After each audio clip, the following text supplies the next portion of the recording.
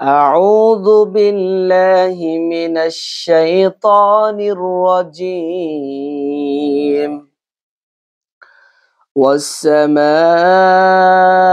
بنيناها بأيد وإنا لموسعون আর আমি হাত সমুদ্র আকাশ নির্মাণ করেছি এবং আমি শক্তিশালী।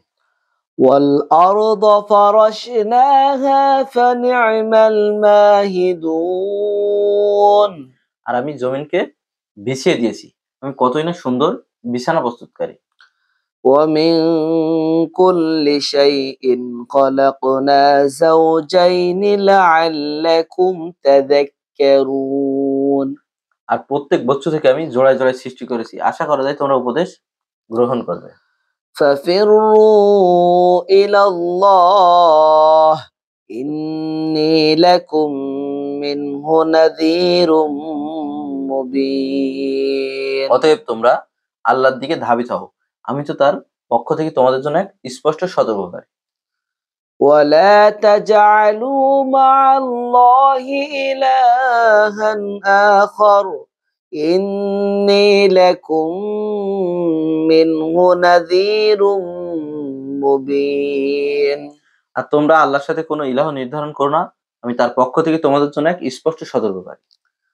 كذلك ما أتى الذين من قبلهم من رسول إلا قالوا ساحر أو مجنون এভাবে তাদের পূর্ববর্তীদের মধ্য থেকে যে রসুলই এসেছে তারা বলেছে এ তো এক জাদুকর অথবা উন্মাদ। এখানে রসুল সাল্লাল্লাহু আলাইহি ওয়াসাল্লামকে সান্ত্বনা প্রদান করা হচ্ছে যে শুধুমাত্র তার সাথে এগুলো ঘটছে না, এর আগেও যুগে যুগে যেসব নবী রসুল দুনিয়াতে এসেছে তাদের জাতিকে, তাদের কমকে সঠিক পথ প্রদর্শনের জন্য তাদেরকে তারা পাগল, উন্মাদ, জাদুকর বলে আখ্যায়িত করছে। এখান থেকে রসুল সাল্লাল্লাহু আলাইহি ওয়াসাল্লামকে সান্ত্বনা দেওয়া হচ্ছে। أتواصوا به بل هم قوم طاغون তারা কি একে অন্যকে এই বিষয়ে ওসিয়াত করেছে, বরং তারা সীমা লঙ্ঘনকারী কম।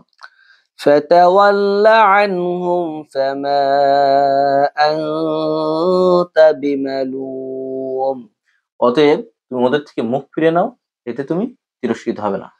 وذكر فإن الذكرى تنفع المؤمنين এবং উপদেশ দিতে থাকো, কারণ উপদেশ মুমিনদের উপকার আসে। আল্লাহ সুবহানাহু ওয়া তাআলা এখানে বললেন মুমিনরা হয়তো কোনো ভুল করতে পারে, ভুলে গিয়ে হয়তো কোনো ভুল কাজ করতে পারে, কিন্তু মুমিনদের উপদেশ দেওয়ার মাধ্যমে তারা তৎক্ষণাৎ সেই ভুল থেকে ফিরে আসে।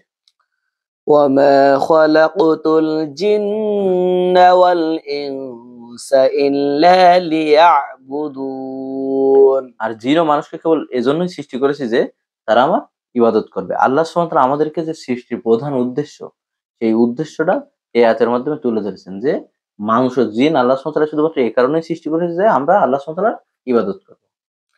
ما أريد منهم من رزق وما أريد أن يطعمون আর আমি তাদের কাছে কোনো রিজিক চাই না, আর আমি চাই না যে তারা আমাকে খাবার দিবে। আল্লাহ সুবহানাহু ওয়া তাআলা চান না যে আমরা আল্লাহ সুবহানাহু ওয়া তাআলার কোনো কাজে আসি, কিন্তু আল্লাহ সুবহানাহু ওয়া তাআলা চান যে আমরা আল্লাহ সুবহানাহু ওয়া তাআলার ইবাদত করি এবং ইবাদত করার মাধ্যমে আমরা যে পরকালীন সাফল্য অর্জন করতে পারি। إن الله هو الرزاق ذو القوة المتين নিশ্চয়ই আল্লাহ রিজিক দাতা, তিনি শক্তিধর, পরাক্রমশালী। فإن للذين ظلموا ذنوبا مثل ذنوب أصحابهم فلا يستعجلون যারা জুলুম করেছে তাদের জন্য রয়েছে তাদের সমমানের অনুরূপ আযাব, সুতরাং তারা যেন আমার কাছে তাড়াহুড়ো না করে। فويل للذين كفروا من يومهم الذي يوعدون অতএব যারা কুফরি করে তাদের জন্য ধ্বংস, যেদিনের অর্ধ তাদেরকে দেওয়া হয়েছিল। এখানে আল্লাহ সুবহানাহু ওয়া তাআলা বলছেন যারা আমরা দুনিয়ায় নিজেদের উপরে জুলুম করি বলতে যেসব কাজ আল্লাহ সুবহানাহু ওয়া তাআলা আমাদেরকে করতে নিষেধ করেছেন সেসব কাজ করে আমরা নিজেদের উপর জুলুম করি, আল্লাহ সুবহানাহু ওয়া তাআলার অবাধ্য হই, সেদিন আল্লাহ সুবহানাহু ওয়া তাআলা যে যা করেছে সেদিন তার প্রতিদান পূর্ণ মাত্রায় দিয়ে দেবে। আর আল্লাহ সুবহানাহু ওয়া তাআলা বলছেন যারা কুফরি করে, যারা আল্লাহকে অস্বীকার করে তাদের জন্য ধ্বংস, সেদিনের অদা তাদেরকে দেওয়া হয়েছিল কিয়ামতের দিন।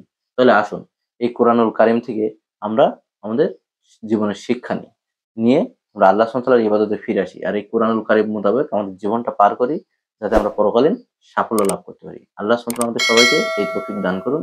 আমিন। আসসালামু আলাইকুম ওয়া রাহমাতুল্লাহ।